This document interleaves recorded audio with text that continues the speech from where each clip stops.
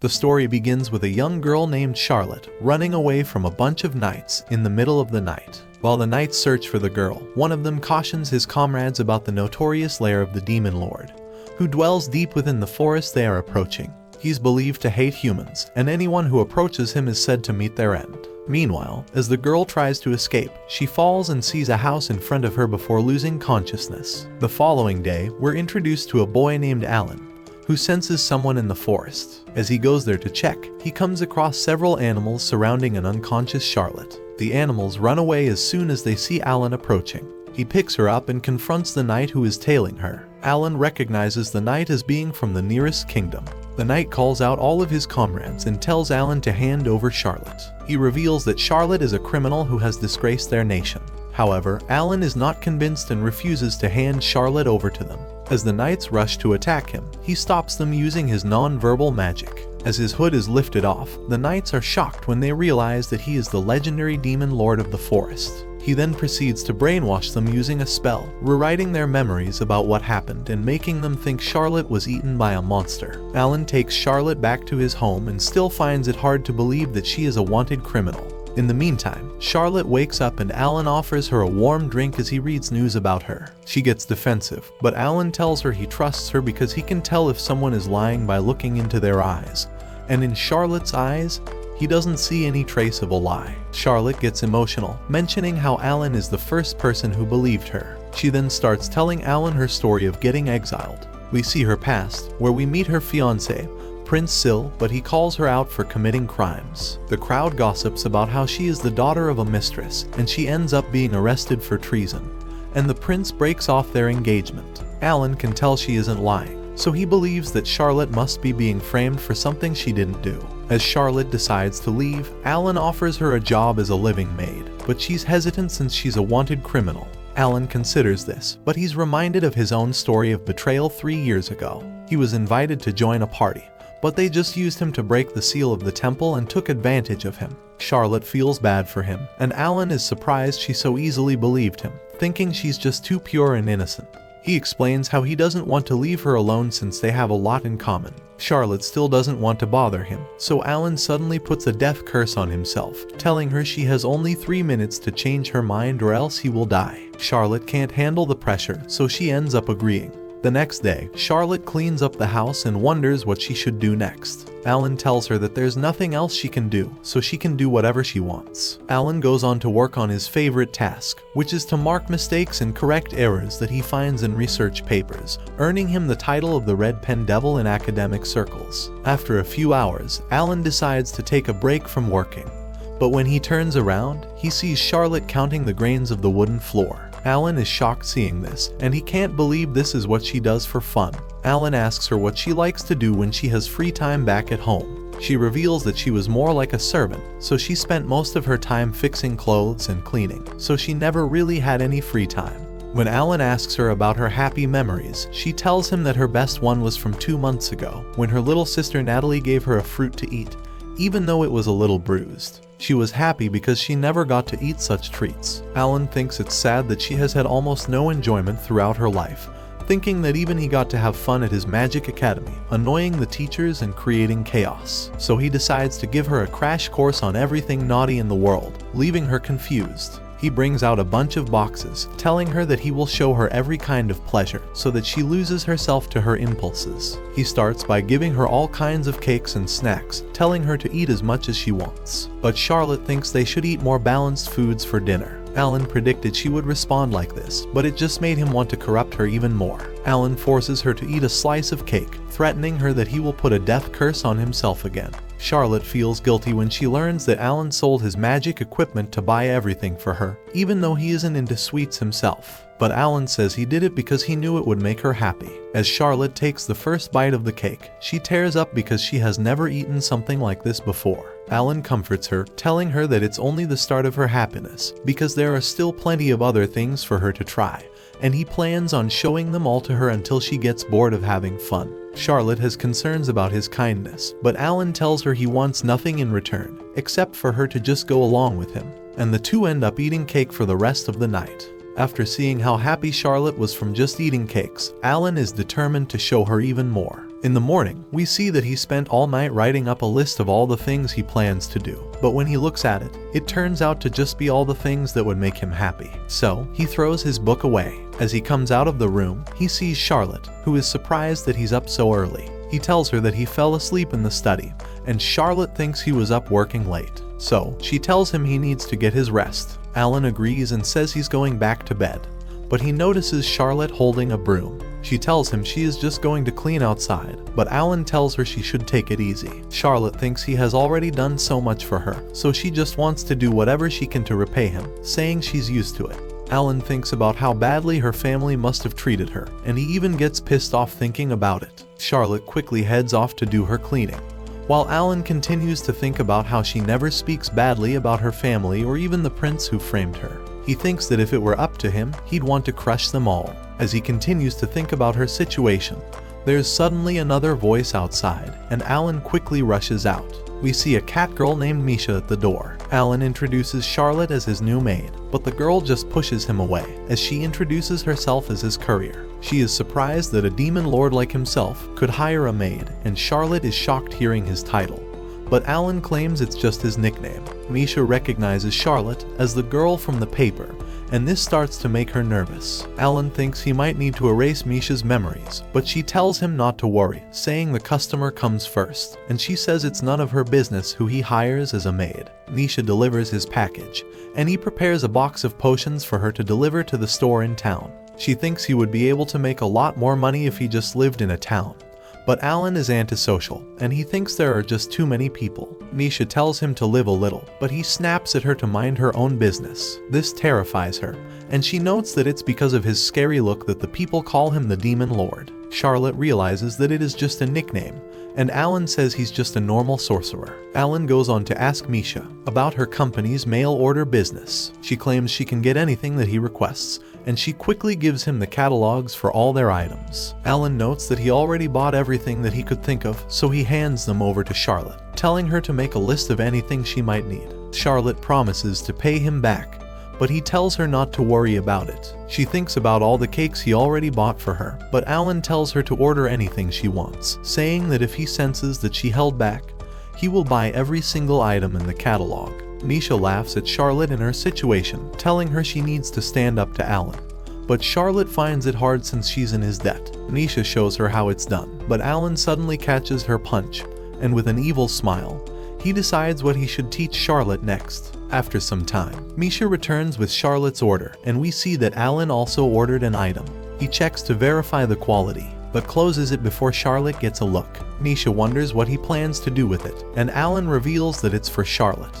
Charlotte gets nervous, thinking about what it might be, but it turns out to be a punching bag. She wonders if they're using it for exercise, but Alan says it's the next pleasure that he'll be showing her. Misha gets suspicious about what they're talking about, but Alan tells her to get her mind out of the gutter. He tells Charlotte to punch as hard as she can so she can relieve her stress, and he has even set up a picture of the prince as her target. He tells her that it's okay for her to sometimes get angry and she can't just keep it bottled up, or she will eventually fall apart. Charlotte claims she isn't angry, but Alan notes that when he was going through the papers to find a picture of her ex-fiancé, he learned how she was treated as a villain, and it even frustrated him. Charlotte thinks the prince must have had a good reason, but Alan says his behavior is unacceptable regardless of the circumstances. Charlotte just can't bring herself to resent the prince or her family, and Alan can't believe his plan was a failure. He had planned to help her realize her resentment toward the prince, and then storm the kingdom and uncover his evil deeds. The bad guys were meant to get caught, and it would prove her innocence, and she would then live happily ever after. But he realizes that her problem is much deeper within her heart. Misha thinks he should take it easy on Charlotte, but he thinks that it's not in his nature to just let her heal on her own. So he tells her to hit him instead of the punching bag. Charlotte is confused hearing this, and she starts to panic. She refuses to hit him, but he suddenly uses his magic, and her gloves start to move on their own. She punches him in the face, blowing him away, and Charlotte can't believe what just happened. Alan compliments her punch, and Charlotte worries since he's bleeding, but he tells her not to worry, saying that no matter what she does to him, he will never abandon her. He tells her she is free to do and say anything she wants, but she can't believe he resorted to such a tactic. Alan is happy to see she can get angry, and he shows off how he can just heal his injury. He He tells her that everything can be undone, so there's nothing for her to be afraid of. Charlotte thinks that it still would have hurt him, and she tells him not to do anything like that again. She promises to do her best to say the things she is thinking, and Alan is glad to see her making progress. Although it's different from his original plan, he promises to watch over her. He apologizes to Misha since they didn't end up using the punching bag, but she tells him it's no problem, hoping he will continue to use their service. Alan wonders what she's talking about, and Misha thinks he'll be needing all kinds of items soon, like a ring, a new bed, and baby supplies. Alan and Charlotte are left confused by what she's talking about, but we see someone in the woods watching them as she states that she has found him, and he can no longer get away from her. Sometime later, Alan has a discount. Charlotte chooses between coffee and tea. She would like whatever he is having, but Alan shocks her as he is an absolute psycho and will be drinking a super special nasty nutritious potion. Charlotte chooses the tea instead, and Alan reminds her that she's supposed to start being honest about what she wants. This is pretty hard for the little pushover since running away from the house was the first time she decided to do something on her own since they took her in. Alan says that changes will come with baby steps and tells her to tell him if there are other things she might want to try. Just then, they are shocked by a cat-like intruder, and Alan asks her how she found him. We learn that this cat girl is some kind of stalker, as she was able to determine his location by the pollen she found on one of his letters, and by asking anyone she could find. The wannabe cat introduces herself as Iruka, the apprentice sorcerer engineer, and Alan's little stepsister. Alan lost his parents when he was young, and Iruka's family took him in. Iruka wonders if the blonde chick is his girlfriend, but they both deny it. Alan is certain that Charlotte gets sick to her stomach to be mistaken as the girlfriend of a social misfit with character flaws like himself, who is also a genius sorcerer. So, for her honor's sake, he once again denies it. Alan reveals Charlotte's true identity as a criminal who has run away from the neighboring nation. Charlotte wonders what the heck he is doing, but Alan explains that it's pointless to hide it, since Iruka is going to find out sooner or later. Alan explains the entire situation, even the part about him teaching Charlotte how to be mischievous. Iruka says that she was always wrong to think that Alan was an idiot, because now she realizes that he is a huge idiot. Surprisingly though, the reason is that instead of feeding Charlotte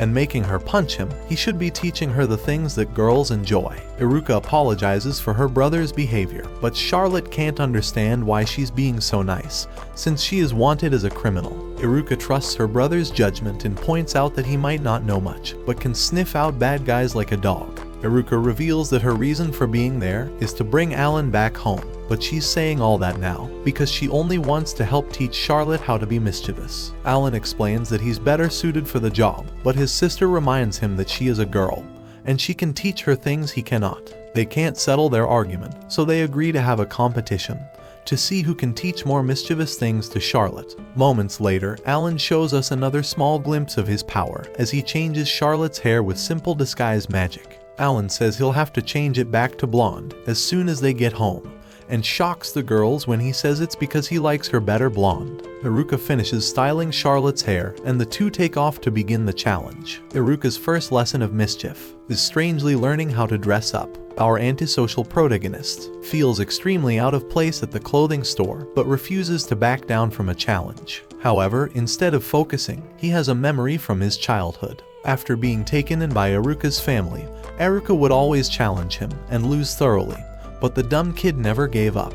Only now does he realize that it might have been her strange way of trying to get close to him. Alan is then pleasantly surprised by a dress Charlotte tried on, but he's concerned that it might be a little too short. Alan spends a little too much time noticing how healthy Charlotte is and snaps himself out of it. The psycho simply explained that he needed to calm down his heart, so he stopped it for a little bit. While Charlotte tries on something else, Alan tells his little sister that he wants her to find out the current state of the Nera's kingdom, especially how Charlotte is regarded there. This is an easy task for her, as she is sure that their dad has some friends inside the Nera's kingdom. Iruka wonders if he wants her to look into the jerk of a prince as well, but Alan decides that it can wait for now. This surprises Iruka, so Alan must explain that while he is interested in learning about the person who framed Charlotte and learning more about how she was treated at the Duke's residence, once he learns, he won't be able to hold himself back. Our powerful protagonist explains that he would storm into that country regardless of how Charlotte might take it. This is why for the moment, he will let them be. Iruka is making a sheepish face as she can't help but notice how much Alan has changed. He has never concerned himself with others before, but she's glad he is. Charlotte needs help with girl clothes stuff, so Iruka helps her, but is shocked by something on her back. Alan then sees her next outfit, but thinks it might be a bit too revealing. Iruka explains that girls need to be aggressive, or they can't win, prompting Alan to wonder what exactly are the ladies in this world fighting. Alan then becomes flustered when Iruka shows her the opening in the back, but he's shocked to find that Charlotte has several scars. The two don't say anything about it, and Iruka just tells her that she looks fine. Alan determines that the scars must be from a whip. It wasn't strong enough to break the skin or bones, so it was a kind of torture to cause pain and fear. Alan heals the scars, and simply tells the clueless Charlotte that he fixed the worn-down part of the shirt. He noticed that her scars cleared up with simple magic, which means that Charlotte never received proper treatment. He can see how they could have ostracized her for her lineage, but he felt something much more sinister from her scars. He becomes insanely furious as he wonders what could justify directing such hate towards Charlotte. He angrily tells Iruka to forget what he said earlier, because now he needs to eliminate them all, and he wants her help, of course. Charlotte is completely oblivious to everything as always, so Alan just tells her that there's an infestation of book mites at their parents' house. So he asks Iruka to air the books under the sun. The gullible fugitive says that she hates bugs, and our protagonist sneakily says that he does too. The challenge isn't over yet though, so it's Alan's turn to pick out an outfit. Alan gets overwhelmed and picks one at random, but shocks everyone, including himself, when he sees that he picks something crazy. Afterward, Alan decides that the mischievous thing he will teach Charlotte, instead of dressing up, is how to splurge. Charlotte is concerned for some reason, but Alan just takes her to a little stand with a bunch of weird little gizmos. He tries to see if she's interested in anything, but the girls break his spirit when Iruka tells him that he has no taste. Afterward, Iruka is glad that they bought so much stuff and wonders if Charlotte is upset because they didn't buy enough. This is not the case, as she is upset that they spent so much money on her. Alan explains that it was necessary to teach her how to be mischievous, and our equally clueless protagonist unknowingly embarrasses Charlotte with a compliment. Iruka reminds Alan that he has no taste. The two get into a heated argument, but the always positive Charlotte calms them down. They say it's business as usual for them, but Charlotte gives them a lesson, saying that fighting is wrong.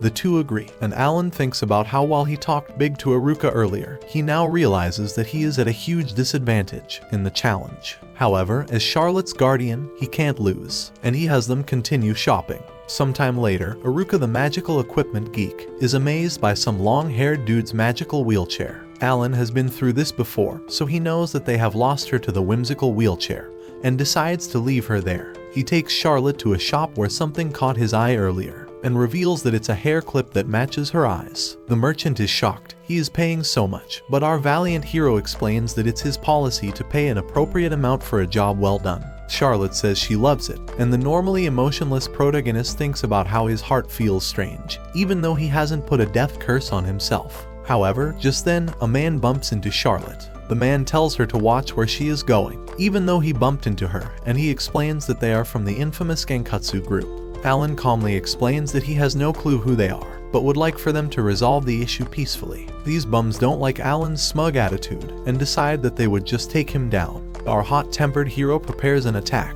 as he is upset that these fools would dare blame Charlotte for their failure to pay attention. He plans to teach them a valuable lesson, but remembers that in Charlotte's eyes, fighting is not mischievous, it's just bad. Alan calms down and plays the nice guy, as he apologizes for causing them trouble. The guys forgive them, but only if they agree to one condition. Alan is happily prepared to pay any amount, but what the guy wants is actually to have Charlotte for the rest of the day. This guy has made a severe mistake, as Alan has lost all semblance of the nice guy. The guys push further, but this drives Alan extremely angry, and he breaks the guy's fingers. The other guy brings out his magical sword, which causes the crowd that has gathered to tell Alan to run away. However, Alan shocks everyone, as he stops the powerful attack with the slightest touch of his bare hand.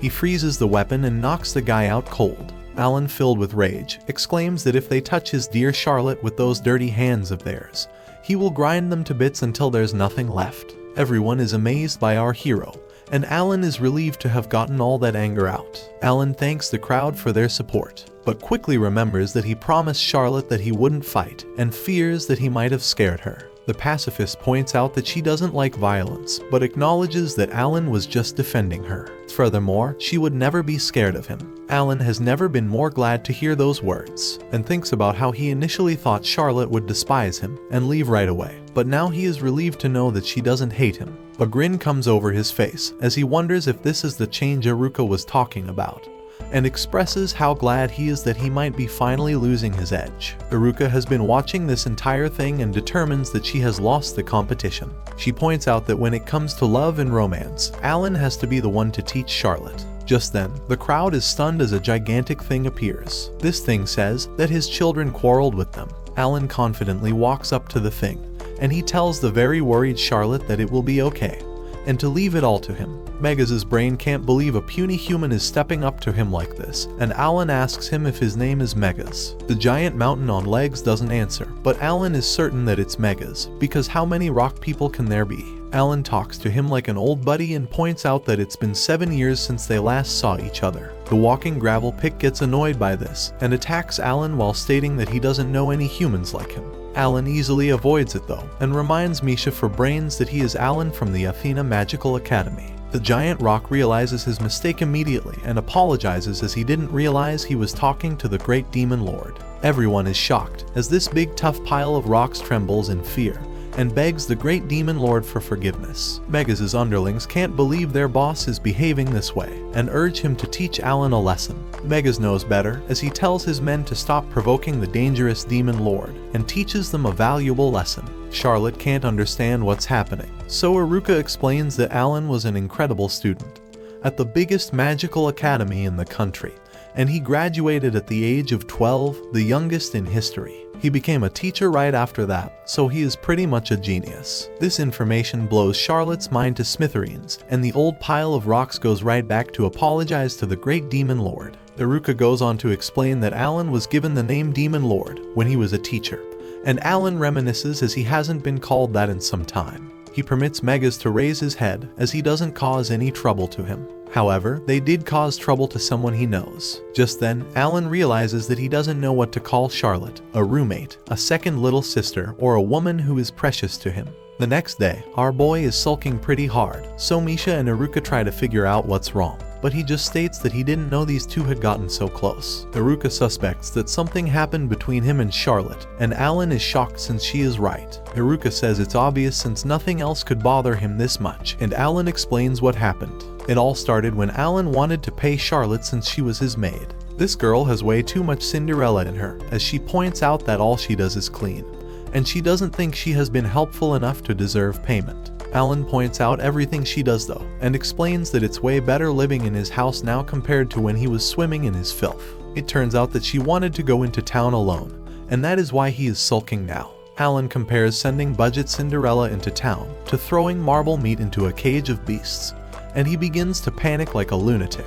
The two cats stopped listening a long time ago, but Iruka admits to being surprised by Charlotte's request. Alan explains that Charlotte took the request back right away, but Alan was the one who encouraged her. He told her that with his magic, they could make it work. Iruka points out that he could have stopped her, but Alan couldn't say no after hearing her sad voice. Alan is still extremely concerned, but the cats point out that there is a very easy and obvious solution. In town we see that Charlotte has managed to stay alive all alone, and the cat's idea was simply to follow her. Alan finds himself overwhelmed with pride when Charlotte uses a map just like he taught her. The cats wonder what Charlotte wants to do in town, so Alan explains that she wants to buy something, but he has no clue what it is. Alan is overwhelmed with mixed emotions, as his little Charlotte has secrets now. His despair oddly shifts to joy, as he states that Charlotte should start asserting herself and give him more trouble. Charlotte continues to wander around, and Alan becomes concerned when they think she might be lost. The delivery cat points out that if she keeps going in the same direction, Charlotte will end up in a really bad part of town.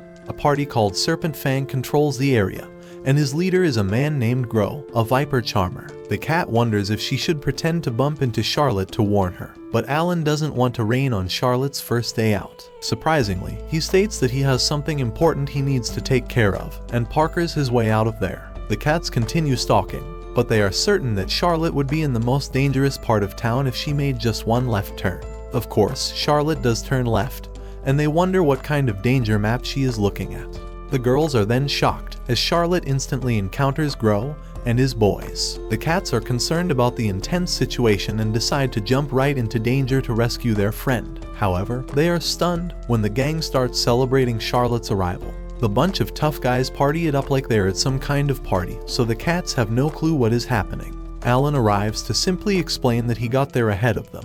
He told the gang to welcome Charlotte with open arms and gave them a taste of what would happen if they didn't. The Iruka can't believe how evil he is and realizes that is why so many of the guys are all beaten up.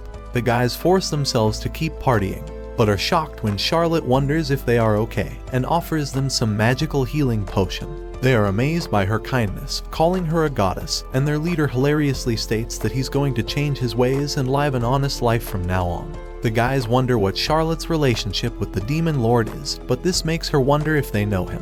One of the guys is just about to spill the beans about how they are being threatened by the Demon Lord, but Gro stops him. Alan is glad to see that he taught them well and explains that he showed them what his magic is capable of. Charlotte then thinks about how to define her relationship with Alan, and he listens intently. She reveals that he took her enduring hardship, so she sees him as her master, and Alan can't believe how immoral it sounds. The guys wonder if she's being tricked or threatened, and the boss states that the great demon lord might be doing something criminal to her. Alan is furious but can't deny how strange it looks. He is a demon lord that even powerful thugs fear, and she is a goddess who is kind to all. He realizes that she is far too good for him, but she tells everyone that Alan is such a gentleman. Alan is shocked, but he's happy with all the nice things you say about him. However, she also tells the group of guys that Alan teaches her not so good things too. The guys are shocked, but Alan clears things up with the cats by explaining that they pulled an all-nighter playing video games and eating snacks. Charlotte decides that it's time to move on, and Alan is glad that things are going smoothly. However, the girls point out that Charlotte is going deeper into the dangerous area, and there are a lot more dangerous parties ahead. They are then shocked as Alan points out that it won't be a problem, as all he will have to do is take control of the entire area. Alan then gets to work beating up dangerous thugs throughout the city. They have taken care of all the possible threats in the area, so the cats point out that they won't have to follow Charlotte anymore. Alan is hesitant to leave her on her own, but Iruka explains that Charlotte probably doesn't want him to know what she is buying anyway. Misha volunteers to watch Charlotte by herself instead, so Alan waits somewhere else. Sometime later, Misha returns to explain that Charlotte has completed her shopping, and Alan wonders if it's okay that she left her alone. Misha explains that Charlotte came across an acquaintance of hers, so she is with her now. The Great Demon Lord is a great nosy person as well, as he tries to ask Misha about what Charlotte bought. The trustworthy cat explains that she didn't look at what Charlotte bought since it felt wrong. Charlotte arrives moments later, and we see that the acquaintance is the hair shop owner. The hair lady thanks the Great Demon Lord, but Alan has no clue what she is talking about. It turns out that the whole city is talking about him since it was the Great Demon Lord that made the streets safe. Everyone knows that he roughed up the troublemakers who were causing a lot of trouble for the townsfolk. The hoodlums ended up changing their ways, so the people were very grateful. Alan thinks about how he was only doing it for Charlotte. So, our honest protagonist explains that his motivations were personal. The hair lady is amazed by him and tells Charlotte that she knows how to pick a good boyfriend. Alan tries to explain that they aren't together, but this lady has an important hair business to take care of and leaves. Things get a bit awkward, so Alan just asks how her shopping went. Charlotte gets excited and reveals that she bought presents for the cat twins. The kittens are surprised since she used her first paycheck to buy the materialistic goodies, and Alan is shocked that he has been left out. The cats get a hat and a doll, but Alan has had enough and just straight up asks if she might be forgetting something. Unfortunately, Charlotte explains that she looked and looked for something that would make him happy, but realized that she has no idea what he likes. Alan explains that as long as it was from her, then he would be happy to get anything, even stamps or even like an earthworm off the side of the road. Charlotte apologizes for not thinking things through better, even though she isn't his debt. Alan then apologizes for going overboard. She realizes that she has no clue what he likes, so she offers to fix his robe, which is a bit damaged. While she does that, she wants him to tell her all the things he likes, so that she can pick a great gift for him next time. Alan takes her up on that offer. He thinks about how there is a growing feeling in his heart, and the time they spend together will be more valuable to him than anything else. But that's where this video ends. Remember to like and subscribe to the channel. Thanks for watching, and I'll see you next time.